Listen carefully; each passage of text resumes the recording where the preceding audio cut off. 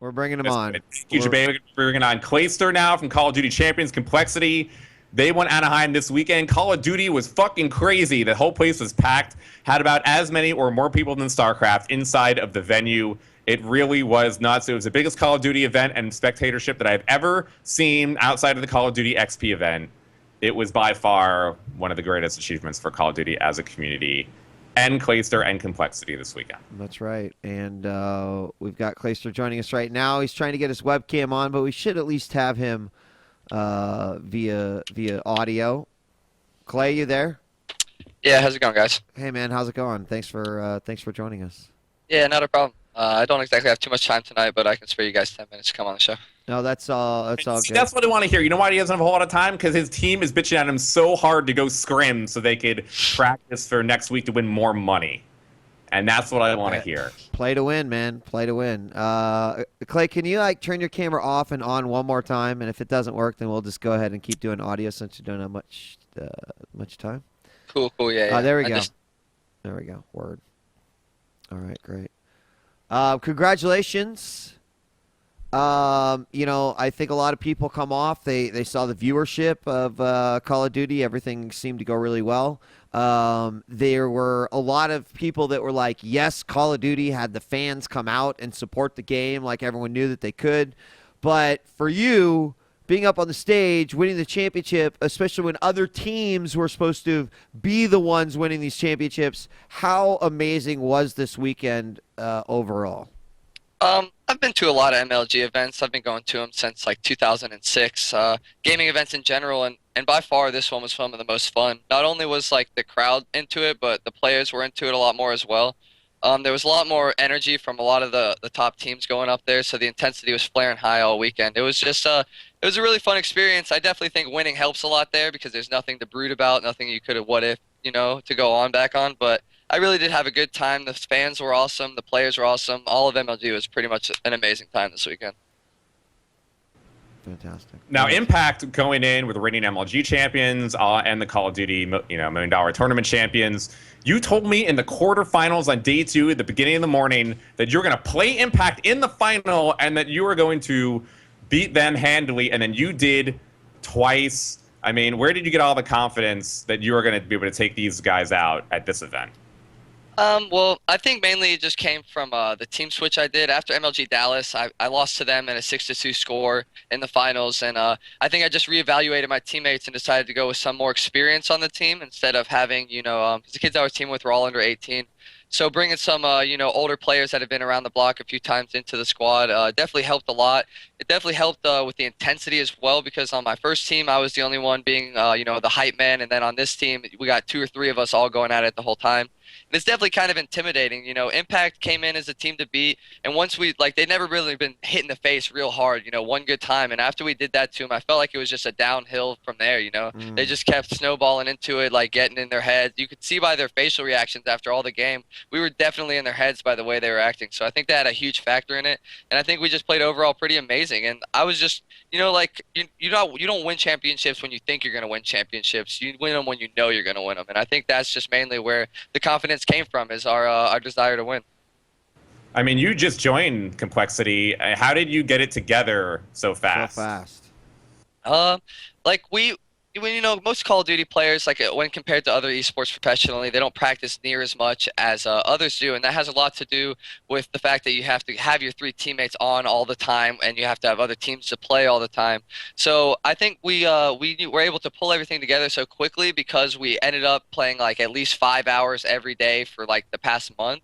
And when you do that every day, your chemistry starts almost exponentially growing. Every day it gets twice as good and twice as good and twice as good. So eventually it's just you start firing on all cylinders. And we just hit our stride, 3 or 4 days right before Anaheim. And I think it was a perfect time for us to catch fire and to get our groove because we went out there and showed everybody what's up, and that's what we wanted to do.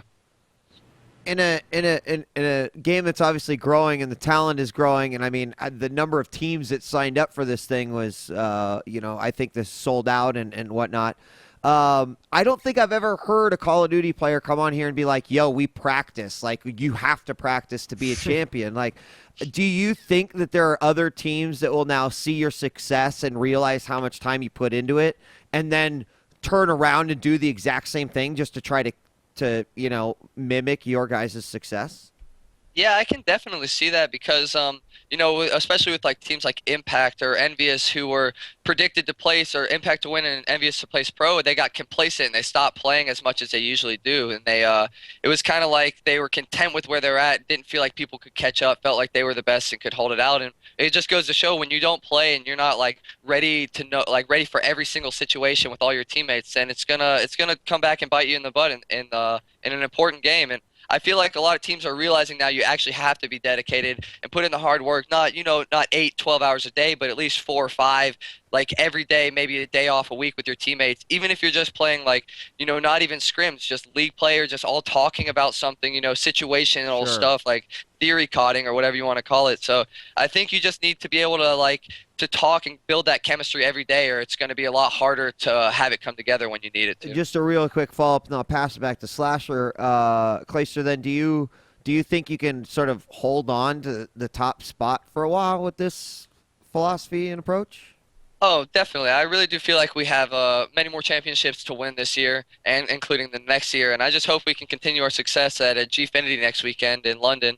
And then right after that, we're going to start hitting up. We're going to hit up a local LAN in Atlanta called UMG. And then I think after that, we're going to the Esports World Cup in Paris. So that's 3 Okay. tournaments on the horizon right there. That hopefully we're looking for championships in all of them. And I really do think we can continue our success for the rest of the year. I mean, you mentioned an organization that we know a whole lot of, but is really new to your guys' world. So kind of like a combined question. One, this is kind of like the first major esports team that you've been signed to traditionally, with Complexity just getting into esports. So how has it been to be on like an esports team and also now going to esports events and having Call of Duty more combined with the overall esports community? I feel like it's a really big honor to be a part of Complexity, first off, because they've been around so long. I remember, watching Counter-Strike back in like 1.6, like watching a Complexity team. Oh, And to be a part of that organization now is really cool. It's like it's a very pleasurable experience. Everybody's really professional. They know what to do. They're really respectful to us and our players, and they treat us really well. And I think the fact that Call of Duty is transferring to, like ESW, and like also I think it's even going to be a dream hack with a little prize pool. It's not big, but it's still there. That's like a step in the right direction, because a lot of people didn't think Call of Duty could really go anywhere with just the way the teams change and the sponsors not wanting to get involved. But the fact that we're seeing these growth in stream numbers and the fact that it's going to all these other tournaments is a really good sign, and I'm just really excited to be a part of it. Well, go ahead. Do you want to follow up with that, Slash? Yeah. Okay, go ahead. Yeah, so with now how big Call of Duty is, Anaheim, I asked you if this is the biggest event you've ever seen, and you agreed that it was outside of XP. I mean, how big can this game grow, and how really surprised were you at the amount of people that showed up this weekend? Very, very surprised at how many people there was this weekend. I was telling you in our interview, Slasher, about how I remember playing in the national MLG event for Modern Warfare 2. This was only like 2 or 3 years ago, and I literally had 4 or 5 people standing behind me. We didn't even have chairs like for our little event in the corner. It was just some ragtag thing they threw together, and this is for the biggest event of the year. And to go from that to where have 60,000 people on the stream watching you, another 3,000 in person, Right. it's really fun, man. It makes it a lot more fun for me, especially because like I love the reactions from the crowd. I love getting involved with the crowd. I love meeting people, like taking pictures. Like I'm all about that. So I really do enjoy the fact that how awesome all the fans have been, not only in like how they support you by yelling and screaming, but like even the stuff they come up and say to you after the games, and like they talk to me and say they look up to me to learn how to play their game, and that's just really cool for me. It's a really humbling experience as well, and I don't know, man. It's just I'm really excited to see the growth. It's really cool. Awesome. So I know you don't have a whole lot of time, so I'm going to kind of accelerate some of our questions here. But Clay, how's your feeling on something like this? I mean, it's obviously you're with a team like Complexity. They've got some really solid roots within esports. You're also part of a game that has an ever-changing title every year. Do you guys think about this in the terms of competition, or do you just sort of deal with it when it happens? And what I'm talking about is obviously like Ghost comes out. Is it just you go with where the tournaments are going? Are you immediately changing? Do you care? Are you okay with this? What are your thoughts on that overall?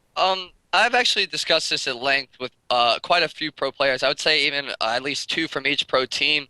And it mainly comes down to we're gonna go where the tournaments go and where the viewership is gonna go. And as much as that like, doesn't sound good, we've talked about why don't we stay on Black Ops 2 until the next like. Infinity Ward has a reputation of dropping the ball when it comes to LAN. Like sometimes their LAN lobbies just don't work playing out, and like there's just always some weird thing that it like causes a lot of problems. So we've talking about why not just stay to Black Ops 2 until the next Treyarch game where we have developer support and a competitive aspect to it. And people like the general populace opinion I've gotten is that their viewership won't be there. People are going to buy this new game and they're going to watch people wanting to watch people play on this new game. Right. And Activision's probably going to want to push that game too. Exactly, exactly, because the whole thing is under Activision. And so most of these tournaments are being sponsored or being helped out by Activision, not by Treyarch or Infinity Ward. Even though they're helping, the money is coming from Activision, and that's where the tournaments are going to go, and that's where all the players are going to go. And I really, really dislike the fact that we have to learn a whole new game every year, and we have to like figure out everything because with games like StarCraft, you know, the metagame shifts over 3-4 years where you have all these like subtle shifts throughout it, and that's almost impossible to have in Call of Duty because it switches every year. As soon as people figure things out, the landscape changes.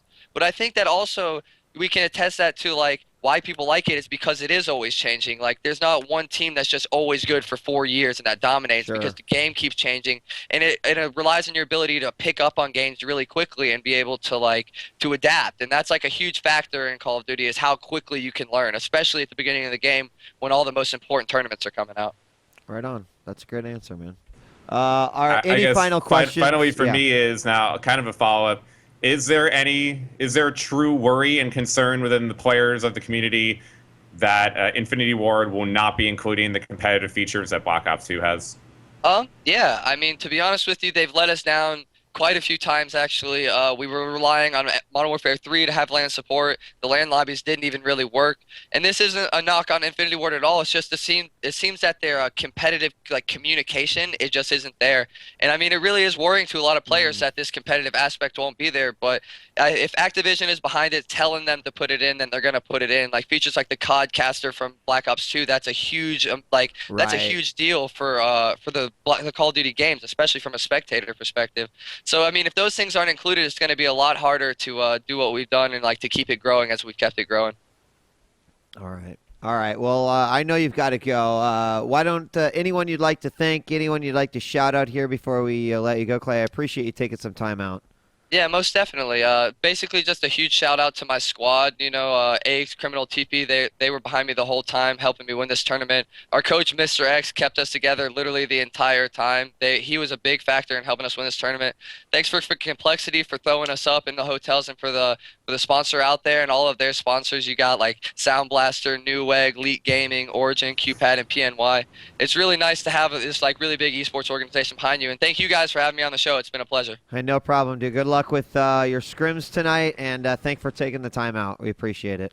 Yes, sir. Y'all have a good one. Have a good one. Peace out. Thank you. Bye-bye. See ya.